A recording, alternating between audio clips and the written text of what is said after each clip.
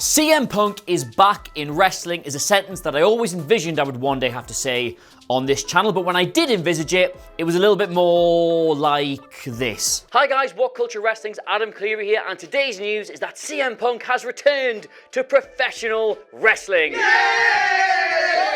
Punk! CM Punk!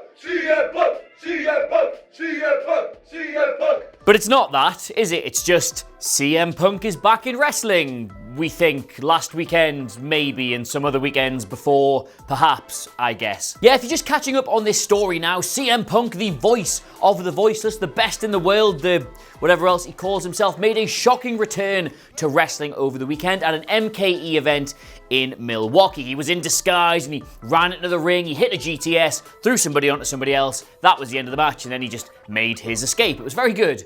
Just want to do a quick shout out, by the way, to both Ace Steel and Derek St. Holmes, because it was their match that all of this happened in, but nobody really seems to be mentioning their names in any of the reports, so there you go, boys.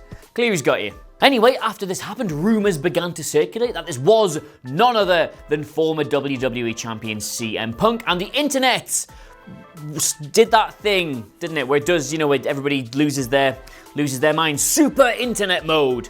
Let's call it that. Everybody did that. With no official confirmation immediately forthcoming from either Punk, the promotion, or any of the other wrestlers, or anybody like that, we all put our super internet mode, super internet detective hats on and deduced that, yes, in fact, it was CM Punk, because he took this photo earlier in the day, and that is the same hoodie he was wearing at the show. You see, it's the same. That's proof. Thus, everybody went completely crazy over the story, and I mean, well, fair enough, right? This is the most speculated upon, talked about, and downright desired return in professional wrestling, finally having a return to professional wrestling. So surely it's okay to get really carried away by all that. Surely this is part of something bigger, right? Well, no, actually wrong, because once it transpired that CM Punk had been making secret returns to professional wrestling disguised at low-key indie events, it also transpired that CM Punk had been making secret returns to professional wrestling disguised at low-key indie events for several years already. In an article by Fightful's Sean Ross, and hello there, Fightful's Sean Ross, he says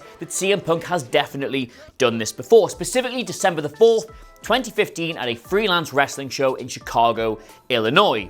The Punk, this time under a hood and simply being referred to as Nameless Mentor, was assigned to manage Kikatoro in a match against Darren Corbin, and I always say Baron Corbin there, and Dick Justice. Now, didn't get involved in the match this time, but he was throwing salt all over the place and just generally doing a bit of a manage. Ross claims that this was all part of a project with Colt Cabana and was going to end up in his Wrestling Road Diaries 3. But of course, those two did fall out harder than potatoes through a wet bag, so the footage has never ever seen the light of day. Me, being a good journalist though, did check on that, and Cabana was actually on that show tagging with Grado, so yeah, that checks out. Just as an aside, Grado, mate, if you are watching this, please drop me a message, because I want to talk about this show. Naturally, since that story's come out, though, everybody has been speculating about all the other times CM Punk could have donned a disguise and got back into a wrestling ring. Thus, every single masked or secret performer at an indie show is now apparently CM Punk. Hell, he's probably been in Lucha House Party for the last 3 months and we just haven't noticed. And best of all, I saw somebody on Reddit say that he could even have been the Mickey Mouse at that WCPW show that time, which is, yeah, that's a great suggestion, except it was me and I literally took the head off. Thanks. So what does this all mean, right? I mean, that's why you're here, that's why you're watching the video. What conclusions can we realistically draw from the fact that a retired professional wrestler who has maintained for years he will never ever get back into a pro wrestling ring has been getting back into a pro wrestling ring? Can we realistically draw the conclusion that a full-time return is on the cards? Well, alright, here's the first thing. I can almost guarantee you that CM Punk will never ever work for WWE ever again. It was my job here at WhatCulture Wrestling to go through all the court notes for the trial with Dr. Aman, and in amongst all the other tidbits and takeaways was the fact that working for that company was taking a huge toll on him, both mentally and physically. Life on the road, wrestling, yes, all that was bad, but the company itself was the worst thing. So if we rule those guys out, and that leaves you with Ring of Honor, which, and no disrespect to Ring of Honor, are maybe a little bit below Punk's pay grade these days, or New Japan Pro Wrestling, who Punk has himself said doesn't really interest him as a place to work all that much, or then you've got the other guys. And conveniently enough, there has been more news, more revelations about Punk potentially going to AEW over the weekend because, let's face it, All Elite can definitely afford him. But speaking on the latest Wrestling Observer newsletter, Big Banter Dave Meltzer has stuck a pin in that nice balloony dream and said straight up it is something that is not going to happen because it is not something that interests Punk. And this is all based on his intel that CM Punk was their #1 pick when they launched the company. Ahead of Chris Jericho, ahead of Kenny Omega, Punk was the man that Tony Khan wanted to get in as his big marquee signing. Offers were made and nothing happened. So they threw really good money at him, apparently, and given the fact that Chris Jericho has said publicly every single time he's asked about the company that he is making the best money of his entire career there, it's a fairly safe bet that Punk was offered something similar, something life-changing, the kind of money you don't say no to unless you really want to say no. So that, coupled with his loathing of WWE, pretty much says he will never ever wrestle again full time. But even if he wanted to, and this is the one story that doesn't seem to be getting anywhere near enough traction this weekend, even if he really wanted to go back to pro wrestling, he actually can't right now. You remember UFC, right? That place where Punk has been beaten up quite badly twice.